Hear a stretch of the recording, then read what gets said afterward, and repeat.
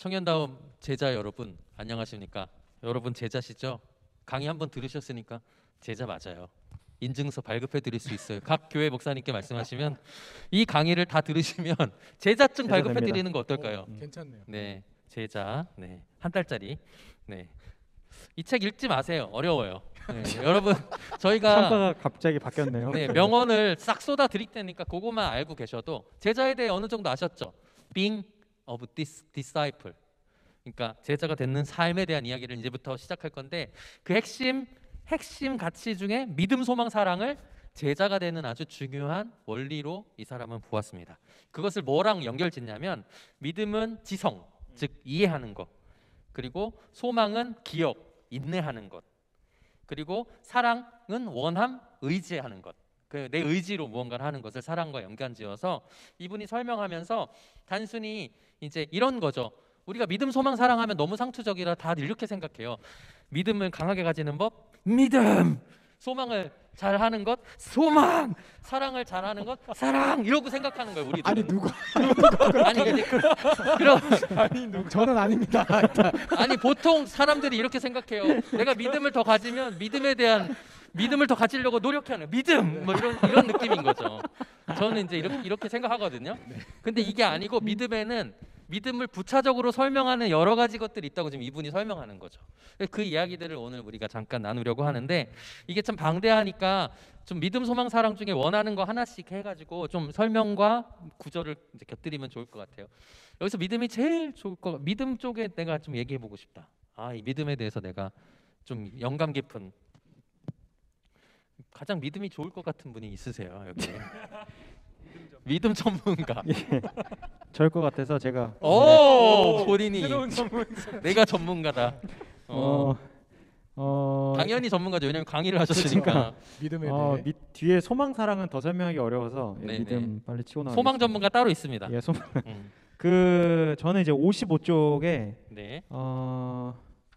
54쪽의 끝 문장부터 이어지네요. 54쪽 맨 끝에서부터 보면 여러분으로서는 이해하지 못하고 알 듯 모를 듯 할 수도 있겠으나 어쨌든 변하거나 떠나가지 않는 존재 곧 타자에 대한 확신하기를 배웁니다. 표지판과 이정표가 뜯겨 사라진 때라도 거기에는 여러분을 홀로 내버려 두지 않는 존재가 있음을 깨닫게 됩니다. 라고 이제 문장이 나와 있고요. 네. 그래서 그냥 신앙은 아주 간단하게 신뢰할 수 있는 관계다 라는 이야기를 해요. 이런 어떤 나를 붙들고 흔들림 없는 관계가 있다라는 그런 이제 타자에 대한 나에게 그런 관계로 다가와주는 존재에 대한 지식, 확신, 이것을 이제 믿음이라고 이제. 아니 근데 잘 안 보이잖아요. 특히 이제 신앙의 대상이신 우리 주님은 어떻게 그럼 그것들을 확신의 과정으로 이렇게 갈 수 있을까요? 청년들이 질문 많이 하는데 안 보이시고 말씀도 잘 안 하시는 것 같고 어떻게 그 과정까지 갈 수 있을까? 두 분이 말씀해 주시죠. 예. 아니 그냥 성경 구절에 믿음이 들음에서 난다는 표현이 있잖아요. 그렇죠. 저는 그 문자 그대로 적용을 해서 그야말로 하나님 눈에 보이지 않기 때문에 결국은 말씀을 듣고 뭔가 함께 먼저 믿은 사람들과 생활을 하고 나가는 그 생활의 경험이 축적이 되면서 보이지 않는 믿음이 우리에게 조금씩 스며들고 선명해져 가지 않을까. 우선은 그러면 들어야 되겠네요. 그렇죠. 누구한테? 자신한 이제 목사님께 이제 들으면 된다. 믿음은 그러면 느림보 목사님으로부터 나온다는 거. 그렇군요. 말씀이나 이런 거죠. 그냥 결국 우리가 알고 있는 그리스도의 가치. 그렇죠. 뭐 그야말로 일차적으로 설교, 배움, 복음을 듣는 것, 또 신앙에 대한 설명 다 포함이 될 수 있겠죠. 네, 전문가로서 어떻게 마음에 드는? 예, 제 마음과 아주 동일한 견해였습니다. 감사합니다. 또 믿음에 대해서 혹시 뭐 얘기하실 분이 없나요? 전 소망하려고. 소망이요. 알았어요. 제가 말씀 안 드릴게요. 믿음. 이게 다 청년들이 맨날 하는 질문이 목사님은 하나님 말씀 들리냐고 이렇게 얘기하거든요. 보신 적 있냐고 하나님을. 저 없다고 하거든요. 솔직히. 그렇죠. 들어본 적도 사실은 없다. 그럼 어떻게 목사까지 갔냐는 거예요. 그래서 이제 이것들을 굉장히 궁금해 하시는데 여기서 보면 여기서도 그러니까 뭐라고 얘기하냐면 결국엔 한 걸음 한 걸음 그러니까 자신도 뭐 어떻게 돼서 원리가 되는지 모르지만 그 확신으로 가는 길을 모르지만 그 지성 그러니까 이해 과정들을 계속 가지다 보면 어느 순간 이정표가 뜯겨나가더라도 힘들어도 그래 계시지라고 하는 생각이 어느 때부터 들기 시작하더라라고 이분이 얘기하시는 게 저는 굉장히 동의가 가고요. 그런 과정들을 혼자서는 못한다고 저는 봅니다. 주변에 동료와 공동체가 있어야 하고 그 공동체 중에 본이 될 만한 사람들이 또 영향을 끼치고 그러면서 저렇게 하면 되나? 이렇게 생각하는 거죠. 저도 되게 감명 깊었던 게 여기서 믿음하고 지성을 거의 연결시키잖아요. 그렇죠. 그러니까 믿음은 꼭 지성과 분리되는 개념처럼 우리가 느끼는데 감정적인 걸로 생각하잖아요. 그렇죠. 우리는. 이분이 생각하는 건 최대한 지성을 사용해서 의심해보고 질문해보고 또한 불안도 해보고 그러한 과정 속에서 그것이 계속해서 내 안에서 작용을 하다가 어느 지점에서 여기 뭐 책 표현에 의하면 허공에다가 발을 내딛는 그 지점에서 결국 믿음이 작동하고 또 믿음이 형성된다라는 그게 좀 와닿았던 구절인 것 같아요. 그래서 그런지 우리의 믿음은 대부분 우리 어려움과 되게 직결되는 것 같아요. 우리가 알고 있을 때는 그냥 지식으로만 남고 있다가 그게 우리의 실존의 문제가 되는 순간, 예를 들면 뭐 경제적인 상실이라든지 취업 준비라든지 뭐 연애에 오는 실패라든지 부모님과의 갈등, 이런 어려움 속에서 우리가 어렴풋이 성경 속에 있었던 그런 지식으로만 있었던 내용들이 우리 삶의 실존의 고백과 연결되면서 그분이 그때는 거기에 계시는 거죠. 그러면서 우리가 그분을 만나고 그리고 그걸 경험했던 사람들의 이야기를 들으면서 함께 그 아픔을 이겨나가고, 이런 과정들이 아까 말한 그 허공에 한 발을 디딜 때 그런 느낌과 좀 비슷하게 볼 수 있지 않을까 하는 생각이 저는 드네요. 또 믿음에 대해서는 그런 관점, 소망 하신다 그랬죠? 네. 소망은 뭐가 좋던가요, 목사님? 저는 61페이지에요. 소망 가운데 부분에 단락인데, 소망은 보이지 않는 것을 바라보고 사람의 마음속까지 아시는 까닭에 사람의 행동에 대해 어느 누구의 증언도 필요로 하지 않는 분을 바라보라고 말합니다. 이 문장이 소망을 잘 표현해주지 않는가. 믿음 비슷한 거 아닌가요? 그렇죠. 이 책이 저도 좀 묘했던 게 결국 믿음, 소망, 사랑을 분리해서 설명하지 비슷하다. 않고 한 맥락에서 설명을 하고 있는 것 같고요. 그렇죠. 그래서 소망과 믿음이 겹쳐 보이긴 하는데, 저는 여기서 이제 제일 좋았던 거는 사람의 행동에 대해 다른 어느 누구의 증언도 필요로 하지 않는 분이 하나님이라는 걸, 그 하나님이 우리의 소망이다라는 부분이 와닿았어요. 그러니까 내가 나를 입증하기 위해서 굉장히 노력을 하거나 혹은 다른 사람이 나를 높게 평가해 주는 그러한 외부의 증언으로 내가 규정되는 게 아니라 아무런 까닭과 이유와 조건 없이 나를 그대로 나로 인정해 주시는 하나님이 바로 내 소망의 근거다라는 말로 읽혀서 저는 그게 소망이지 않을까 싶었습니다. 네. 네. 또 혹시 소망 한 분 더 계실 것 같은데 없나요? 네, 은젤리 목사님 요즘 소망으로 주를 바라보신다고 제가 소문이 많이 나 있는데.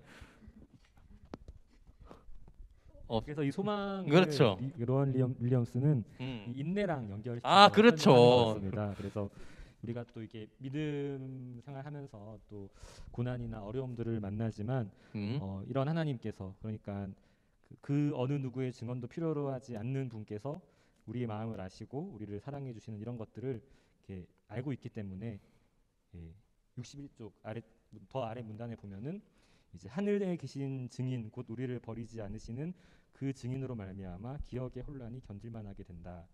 이렇게 얘기를 하는 부분이 와닿았습니다. 아니 근데 저희 사실 말하면 저희 교회 공동체에서 소망이라는 이름을 이야기하는 게 거의 없지 않나요? 설교할 때요? 소망에 대해서 얘기를 많이 하세요? 아니면 공동체 리더십이나 청년들과의 신방과 상담이나 설교 때 많이 쓰잖아요. 많이 쓰세요? 소망합니다. 그 소망합니다는 그냥 내 소망이잖아요. 이렇게. 근데 기독교 가치로서의 소망에 대한 이야기를 잘 하시나요? 사실 설교할 때 선포로서만 하는 편이고 뭔가 이제 실제 그러니까 신방을 하면 아무래도 삶의 이야기로 들어가잖아요. 그 삶의 이야기가 들어왔을 때 뭔가 청년들에게 그래도 뭐 소망하자라거나 이렇게 막 직접적인 워딩을 하기는 좀 쉽지 않은, 망설여지게 되는. 저는 믿음, 소망, 사랑 중에 소망이 소외됐다고 보거든요. 이 단어가 라임인가요? 네. 소망의 소외.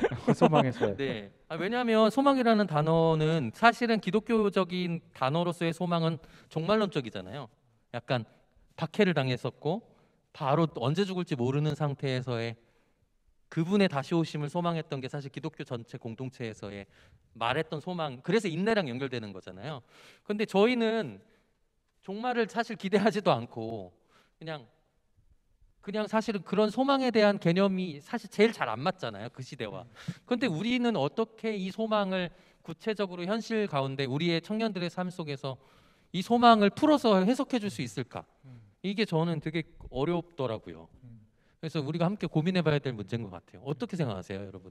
그럼 어떻게 풀어줄 수 있을까요? 저희가 오늘 여기서 답을 내드리죠. 지금 교리 제일 많이 강의하신 분이 누구죠?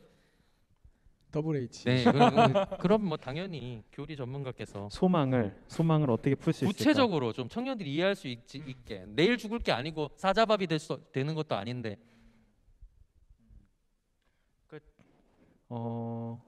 결국은 연결되는 것 같은데. 네. 아 그래요?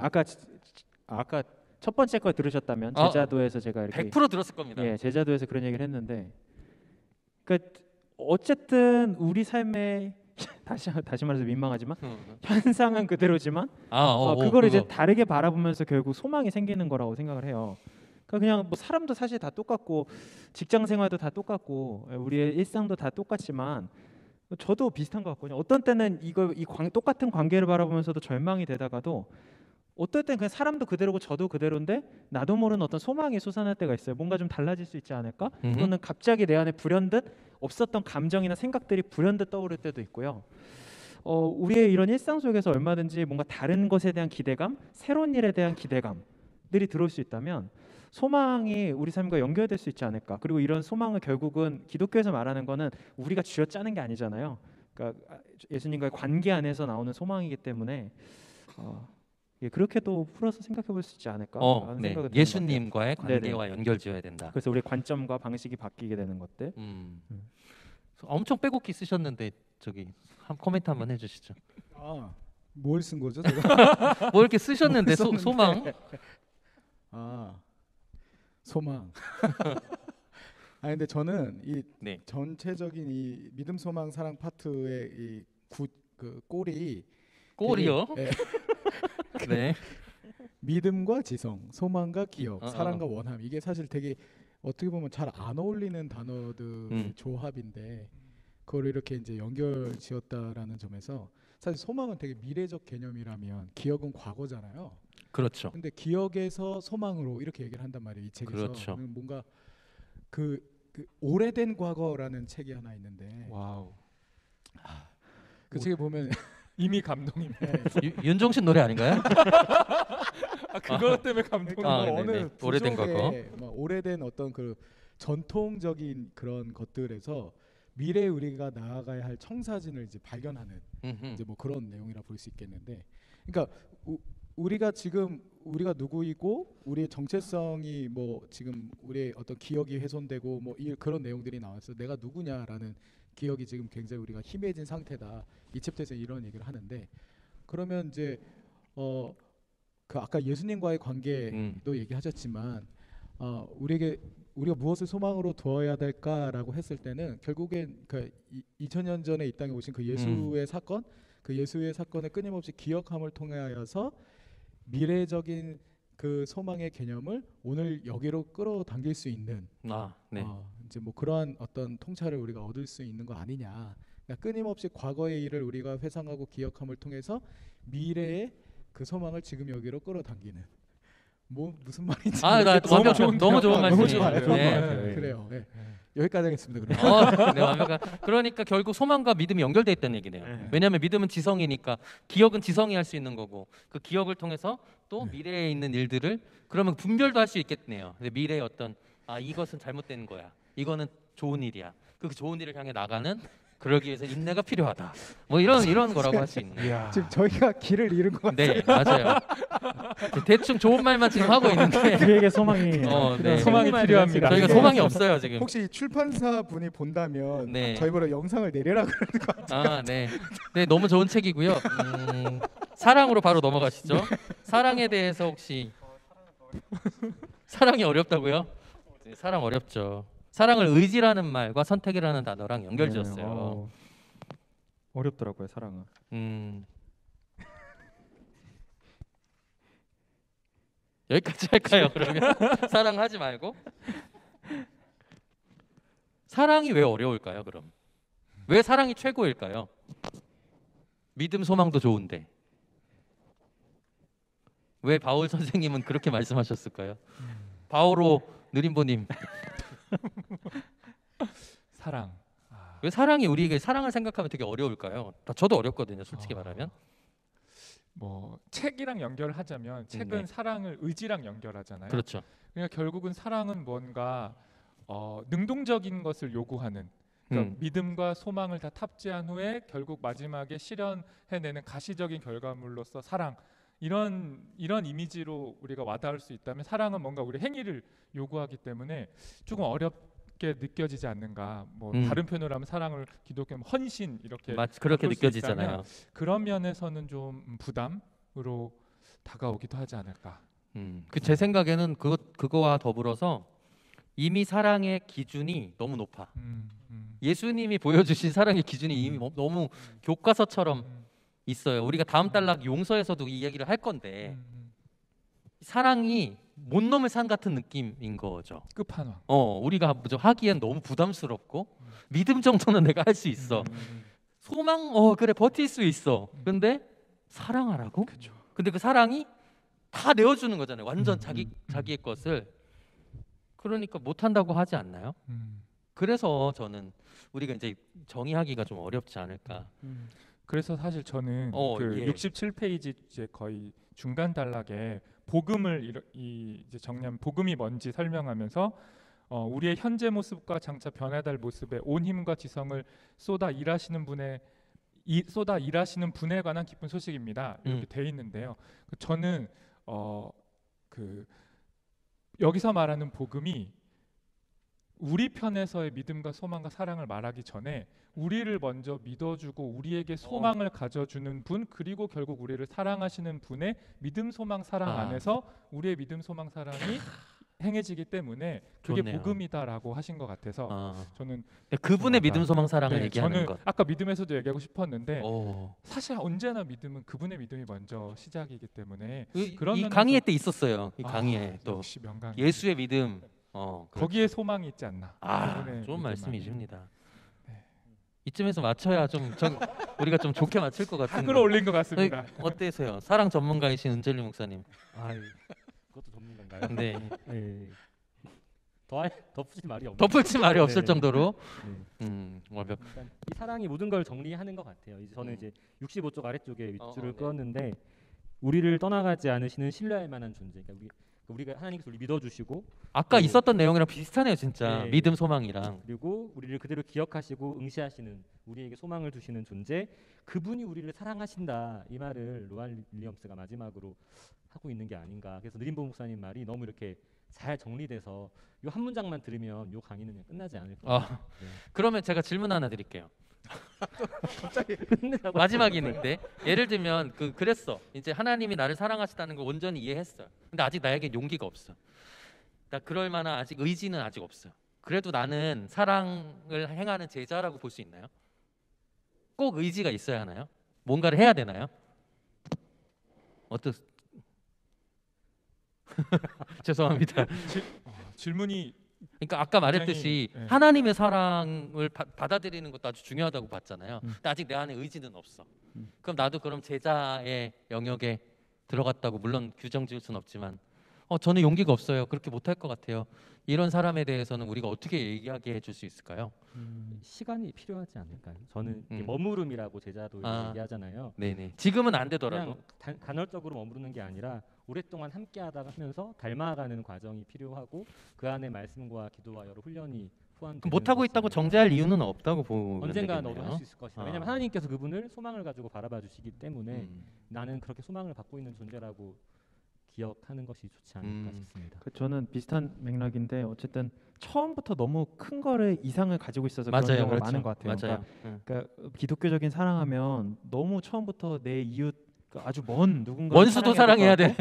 근데 그런 거는 없잖아요. 사실은 그냥 이제 딱 내 마음의 울타리 영역 안에서 정말 내가 아주 가까운 사람 한 명 할 수 있는 범위 안에서 해도 충분하고 그렇게 하다 보면 사실 이게 넓어지는 건데 처음부터 뭔가 사랑하면 굉장히 숭고한 또는 아주 높은 기준을 처음부터 생각하면 아무 실천과 아무 행동도 할 수 없는 것 같아요. 근데 오히려 정말 내 마음의 영역 안에서 할 수 있는 범위부터 먼저 이제 시작해보는 그러면 충분하지 않을까. 그러면은 괜찮다고 저는 봅니다. 아, 좋은 마무리입니다. 이게 세 꼭지를 하느라 좀 길어졌는데요. 여러분 제가 배속을 빨리 하면 10분대로 다 맞출 수 있어요. 그러니까 여러분 이거는 아마 1.6배속으로 좀 들으시면 더 좋을 것 같아요. 제가 알아서 속도 맞출 테니까 2탄은 여기까지 하도록 하겠습니다. 안녕히 계세요.